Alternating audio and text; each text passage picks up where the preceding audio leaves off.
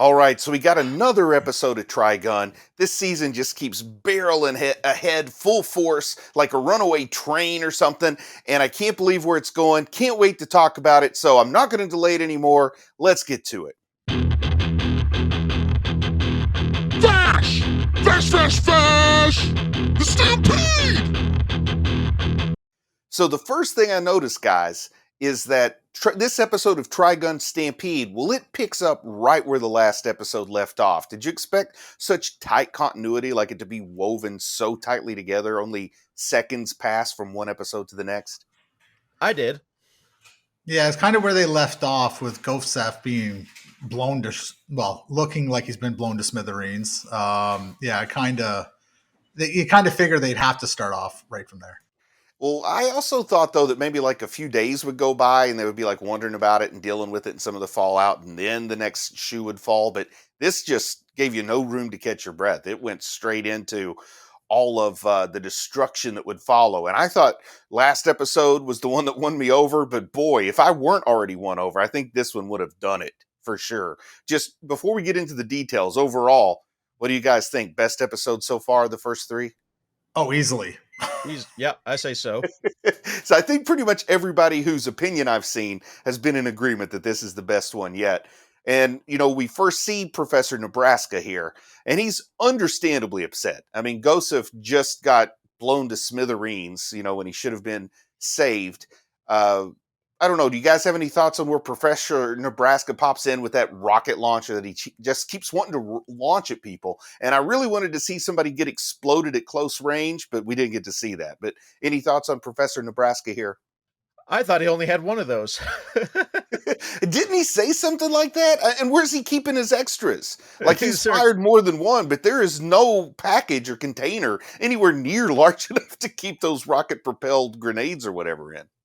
Yeah, I don't know, but hey, I'm happy for him.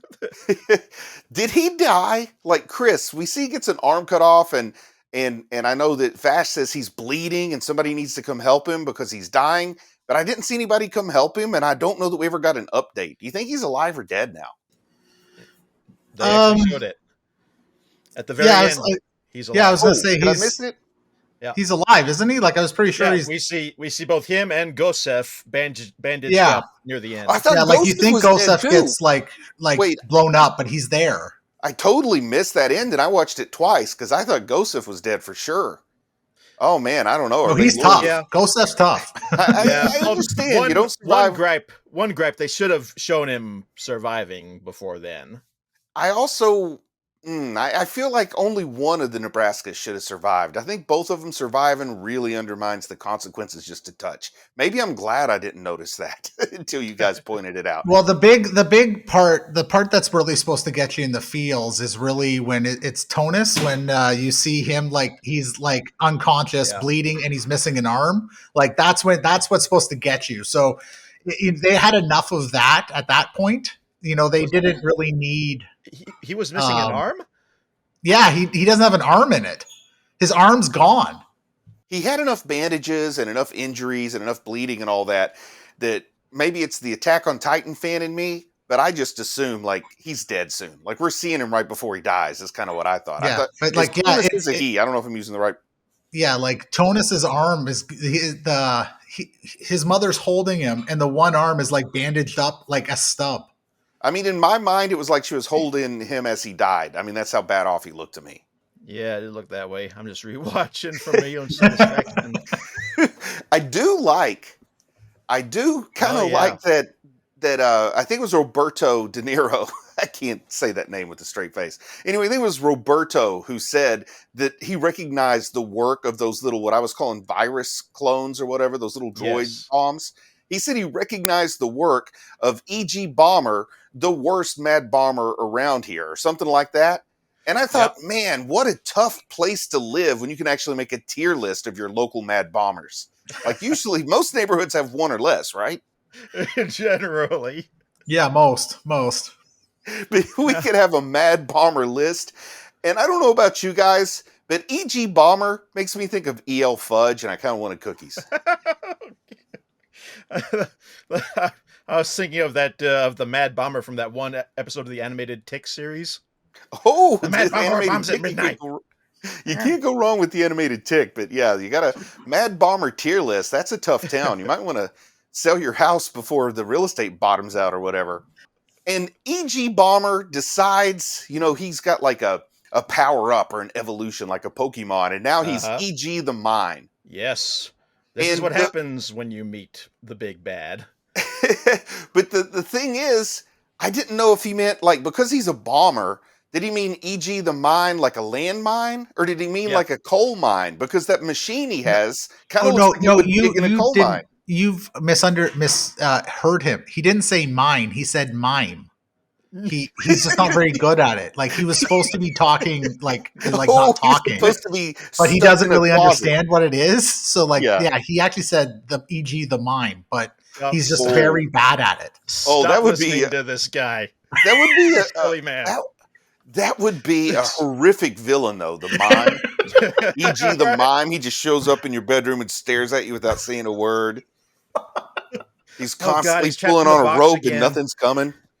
Yeah, like he didn't even have a beret. Like, once he announced that his new name, he didn't even put the beret on, and like he doesn't really get it. But like that's kind of his charm. He doesn't really understand what it is to be a mime, but he just calls himself one. Well, I always get a kick out of visual spectacle. I get a kick out of cool gadgets. I love that mecha. I don't know, what would you call that thing that E.G. the Mine is driving? Would you call it a mecha, a vehicle, an apparatus? It's really cool, and it almost looks like a trap from Saw or something. Yeah, I'd call it a vehicle, definitely. Yeah, it's like some kind of like combination between It's so different than how he's looked in any of the previous incarnations. I like it. You know what it reminded me of? You know when I don't know if you ever seen them, but like I think it was in American Gladiators back in the day when they would get in those big balls and they would have to like run around and score points. The giant human hamster balls. Yeah. Yes, I know what you're talking about. I don't know what they were called though. So whatever that is, that's what it was, but like a little more high tech. And I knew right from the trailer where we first saw this guy that he was the gung ho gun known as E.G. Mine. E.G. the Mine, yeah.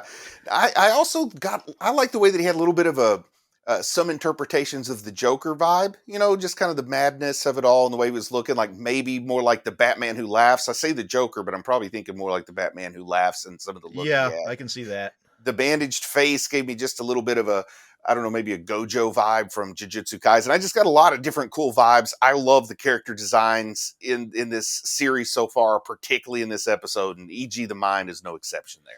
Oh, yes. And he's like, for Trigun lore, he's like the weakest of Knives' the bosses. Well, that's the perfect segue to the next point I had, is we do see that he's working for Knives. So Knives not only has an agenda, but he's got a following. And, if people are coming into Trigun for the first time, I think you're maybe getting a little bit of a surprise or a little of an eye-opening that like, oh, he finds people and can warp them into his service, I guess you could say, because it's probably not easy to get a madman like E.G. the Bomber to turn into E.G. the Mine, unless you have some kind of more than just simple charisma and leadership skills. What do you think? Well, also too, like, fear is a wonderful tool for villains in all of kind of fiction, right? So like, I'm pretty sure it wouldn't have taken much of Knives showing a little bit of his power to make him go, oh yeah, I'll just do what this guy says. And let's say somebody's not familiar with Trigun. Somebody's Trigun Stampede is going to be their introduction to Trigun. Do you think from what they've seen on screen here, you can kind of maybe interpret a little bit that Knives almost is like a puppet master with E.G. here? I feel like maybe he gave him a little bit of a power up, but he totally sees him as a pawn that's expendable. Like, I'm trying to not use meta knowledge. Well, he's just like any mastermind. Like, he's like, if you want it doesn't even matter what you look at. Like, I feel like Knives is the mastermind, but it's like almost like a James Bond villain, but the James Bond, but the mastermind is, he doesn't need henchmen. Like, he has them, but he doesn't really need them, right? I'll tell you, it's like a James Bond villain meets Darth Vader, because let's just go ahead and talk about Knives making his debut in Trigun Stampede, and boy, does he steal the episode. I could just hear the Imperial Death March. Is that what it's called? What do they call Darth Vader's march? The Imperial Just March? the Imperial March. Yeah, the I like to Imperial call March. it Yeah. the Death March. I'm mixing like World War II metaphors in there. But anyway, I could almost hear like that kind of theme song, and the way that Knives is just wrapped in such bulky cloaks when we know he's like still this kind of like thin person underneath, and you get a glimpse of his face, and he still just looks like a child, even though of course he's not. He And we learned just, his cloak is like made out of his weapon of choice or something. I know. And I was sitting there thinking, man, what are the chances? What a coincidence that his name is Millions Knives and his weapon is a whole bunch of knives. Wow. That can't just be a coincidence. Yeah, right? talk about foreshadowing. I have seen people in forums going, "Oh, wait, so Knives is not just a name?" Like, no. Well, I'll tell you, if there was any question, when you saw the aftermath of the first arms that he chopped off, when E.G. the mine got loose and ran into that saloon, and then you see the geysers and the arms flapping, and the way the arms hang, like, you know how sometimes you'll see, or I don't see it now, but maybe 20 years ago, people would like tie their shoestrings together and throw an old pair of tennis shoes over an electric line. Still happens. That's what those dangly arms look like on the saloon door to me. It was like sneakers somebody had thrown over the power line, and they're just dangling there, and the geysers of blood. He loves cutting off arms because he goes for the arms more than once. Like, we see lots of disarmed people. Yes, interesting if they make that a thing like he does, because those who know. I think this is as good a time as any to go ahead and talk about this, because we've talked about the arms cutting off, and he's got these razor blade coated, razor sharp knife arms that I'm just going to call it what it looks like to me, and that's a Doc Ock vibe. He even kind of moves the way Doc Ock does, with the body sort of limp and using the tentacles to move him sometimes, like he gets the plant. Only instead of, Doc Ock has 4, he seems to have almost an infinite amount, doesn't he? Yes, exactly what I thought. You guys got the Doc Ock vibe too? Yeah. Or? Oh, yeah. Okay. Yeah, but I do like the idea that his telekinesis basically allows him to do whatever he wants with his knives, right? Oh, like man. if he wants to cut down a giant mountain, he can do it. If he wants to. It all looks so fluid and organic and animalistic that I even forget it's telekinesis. Like I said, I had the Doc Ock, like I thought they were just extensions of him. And then he does the whole thing, near the end of the episode where they spin out and make this big bowl. I mean, the absolute best CGI animation, CGI imitating cell animation I've ever seen has got to be this stuff with Knives here. I mean, it is so cinematic is the only term I could think of.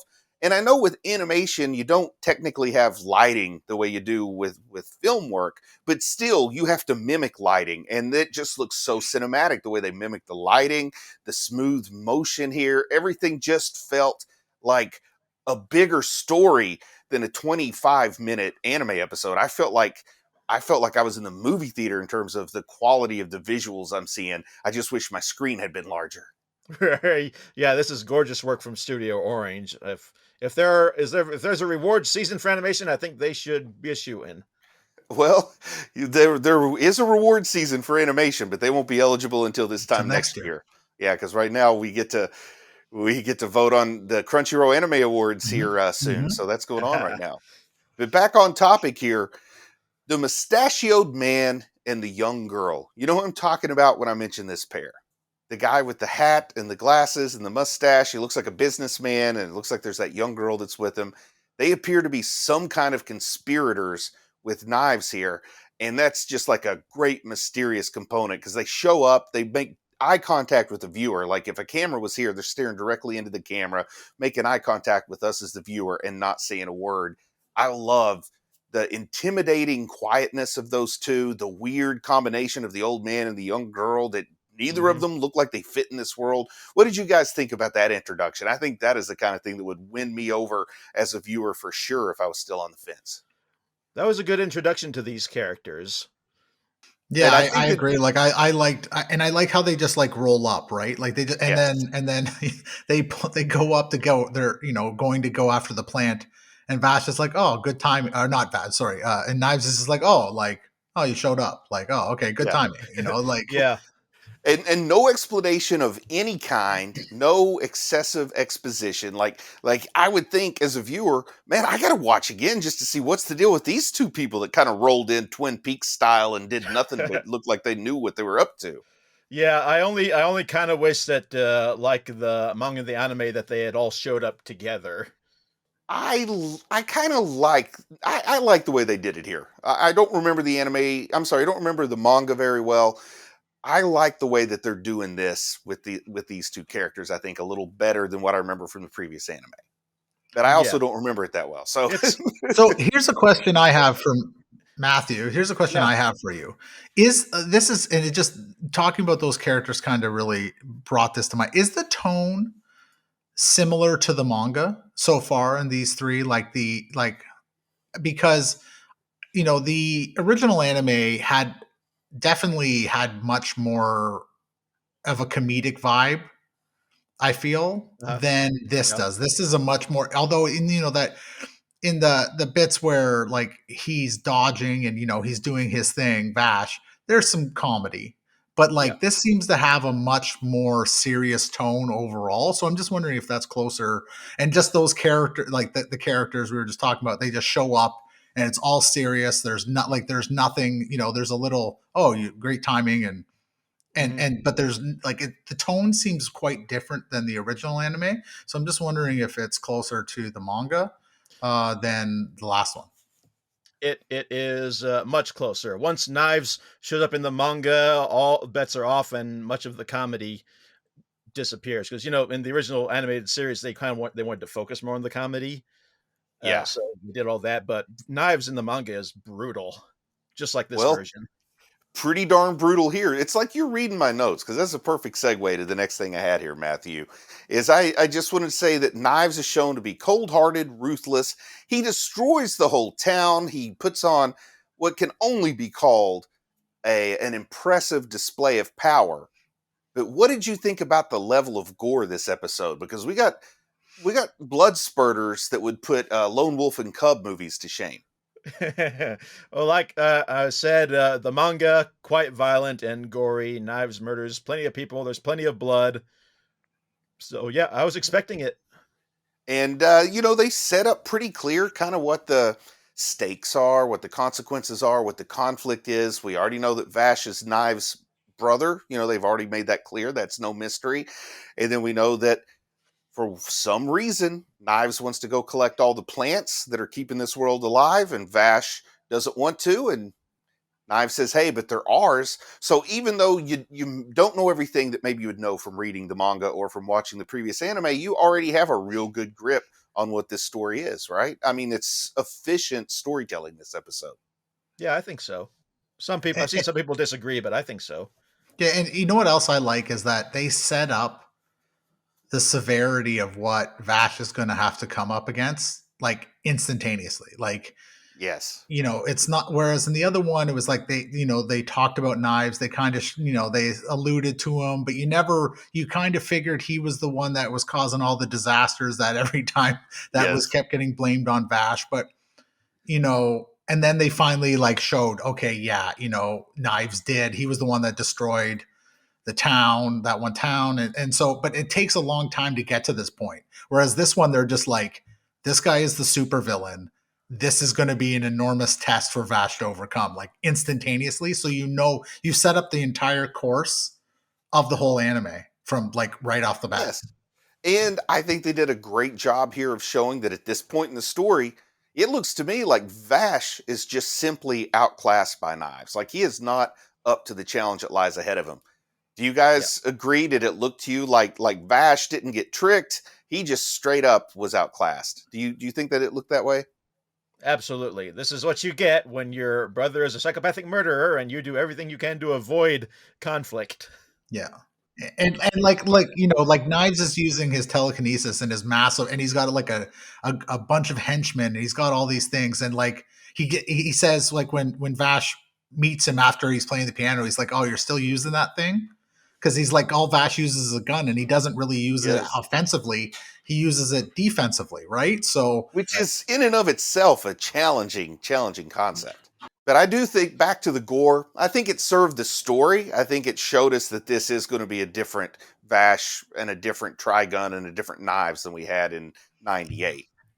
Yeah. Yeah, the only thing that I just wish, I'm still hung up on this. I just wish he was spindly. I just wish he was spindly. That's it. This episode looks so beautiful. I forgave the lack of spindliness. That's the only thing. Like, imagine, just think about how good that looked. But if he was spindly, like, just think about how good that was. So whenever this season is over, I want him to say, you know what? Everybody wants a spindly Vash. So when the first episode of Course 2 comes out, they'll say, oh, Vash, we're glad you survived that accident in the spaghetti strainer, and he'll walk out all spindly again.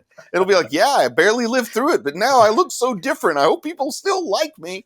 But I don't know if that's going to happen. I love it. That's great. That's great. I like it. I have to admit, part of me is expecting like a style change at the end to be more like the classic look. Do you think that the series is going to break down into somewhat of a formulaic structure for the episodes now, where it's like Vash versus Knives town after town each episode, and he keeps losing until, whenever the final season gets here, he'll finally win? Do you think it's going to break down into something that formulaic, or do you think we still got some more cinematic and exceptional episodes left? Do you think we peaked at episode 3? Like, I hope we haven't already peaked, because that'll make it rough to go through the rest of the season. Oh no, nope. If what's going to happen, if what I think is going to happen, oh, there's plenty more. Oh wow, to come. What do you think, Chris? Plenty more? Oh wow. I'm hoping so, because this has started off with a bang. So you want it to continue, right? Like, you don't want it to go like, oh, it's gone super peak, then just we don't want that. Every single episode has gotten stronger so far, and you can't just keep that up. Like, eventually it's got to kind of reset. And Who says? Yeah. Who knows? But I don't know how sold you were on Trigun Stampede after the first episode, Chris, but I don't see how you couldn't be like 100% in at this point. It's just, I think for me, I like 2D animation. Like, I like traditional, like, that's what I like. So, now don't get me wrong. The animation is tremendous. Like, it's fantastic. Like, it is probably the best CGI I've seen for an anime, I would say. But it's still not 2D. Like, know what I mean? Yeah. Like it's still, like, that's just what I like. But as far as like this, like, it doesn't take away though. Like, it's not like I'm sitting there going like, I can't watch this. This is Tesla Note. Like, no, like, it's definitely not Tesla Note. Like, it's gorgeous. I just wish it was 2D. But like, the way they've set it up, the way that they've just like thrust the violence and the like just put Knives like front and center right away, and you've made him this terrorizing menace from day one. Like, I love, like, everything about it is fantastic, and I'm always just very concerned when somebody says they're going to do a remake of something from that time period, because I love that era. Yeah, like, I love the animation, I love that era. So when you go, we're going to do a new one, you're like, oh God, please don't mess it. Like, don't destroy it. Like, don't make it a live action Death Note. Like, don't do that. I know this is bold. This is bold, but they took something that was nearly perfect, and they just might make it a little bit better by the time it's all said and done. I don't know. Should come as no surprise that this episode was highly praised in reviews across the web. So I got a couple of quotes here from the internet. I'll read them to you and see if you guys agree. How about that? Sure. So the first one, someone referred to this episode as a masterpiece of animation and style. Would you call this a masterpiece, Chris? Again, I'm not going to call it a masterpiece because it's not 2D. It's not traditional. Like, there's not a person drawing this, right? Like, there's not somebody who's actually, like, you know what I mean? So it's like, I'm not going to call it a masterpiece of animation because it's not the type of animation I like. That said, I can definitely see somebody saying it was a masterpiece. Like, it was like, you're the kind of guy that says, you drew it in pencil. I prefer people who draw in pen. Well, yeah, exactly. Right. Like, you put a Sharpie on there. No. No. But no topic markers. But like, so I can't call it a masterpiece because I wish it was 2D animation. I get it. It's beautiful. Like, it's, and so I can definitely see why somebody would say it's a masterpiece, because it was gorgeous. and it like the episode was fantastic. So I can see it. I just wouldn't call it myself because of my preference. So what do you think, Matthew? Masterpiece? I generally like to hold off on throwing around words like masterpiece until the entire thing is out there to look at. Right now, we've just got like the top of a painting that's been painted, and we're waiting for the artist to do the rest of it. Well, beautiful hair. That analogy reminded me of those things when people Like the horse. No, Season 1, season 2. Yeah, no, when the people like decide they're going to like paint a painting, like fix a painting themselves, like in I know what Europe, you're talking and about. they like get out their like arts and crafts set and like paint like a smiley face on something. yeah. Like we tried to make it look like the original, and it looks like like that's what that quote made me think of. Like totally. Well, here's another quote, guys. The balance of action and character is perfect here, and blended with it is an unexpected layer of pure terror. Was it as gory as Chainsaw Man? Did you feel terror? Did you enjoy the character development, the action? I definitely enjoyed the character development. I don't know that I felt terror. I was more in awe at the power. Yeah, I mean, like I think what stood out to me is how sadistic they made him. Like when he's clearly overpowered, and there's the three women are like firing at him, right? Yes. Yeah. And he's like he could just like brush, like knock him away and be like, forget it, I'm just going through you. But instead, he literally immediately grabs the one, blood pool, then the other one grabs the other one, blood pool. Like how he doesn't care. He's like, if you're in my way, I don't care. I'm gonna kill you in like the most gruesome manner possible. So the sadisticness is what really stood out to me in this, because it literally was no mercy. He didn't care. Like he just, and you now know why people think Vash is so bad, because he keeps getting blamed for these things. And this is what Knives is doing. Like Knives is like basically cutting people into little tiny bits and like blowing their blood all over the place. Like and taking towns and completely destroying them and killing everybody in it. So you think he might hate humanity? I'm kind of getting that vibe here. Well, little bit. So the question everybody's been waiting for this week. Matthew, did you cry this episode? Of course I did. Which part? Did you let me guess, did you cry? Did you cry when Knives started playing the piano? No, I did not. I cried. Did you cry when E.G. the bomber jumped into the big thing and from E.G. the mine? I did cry with laughter at that part. Okay. No, which part really got the tears out of you? It was when Vash said he didn't deserve to cry. Oh, man. Yeah, that one kind of got me. I didn't cry, but I thought I should cry here. Yeah. Like my super familiarity with the character is what's led me to that. But yeah, because I'm just sitting there like, yes, you do. You so do deserve the cleansing power of a cry, Vash. Well, we really have a knack for talking about the episode longer than the episode itself actually was. So I'm just going to say 3 episodes, still no Millie. I'm proud of you for watching anime, and I'll talk to you again soon. I just want to say a big thank you to everyone who supports the channel on Patreon. It really means a lot to me. If you might be interested in Patreon perks like early access to videos, uncut reaction videos, ad-free videos, and the opportunity to vote on which anime will be covered in the future, then click on the link in the video description. Thank you.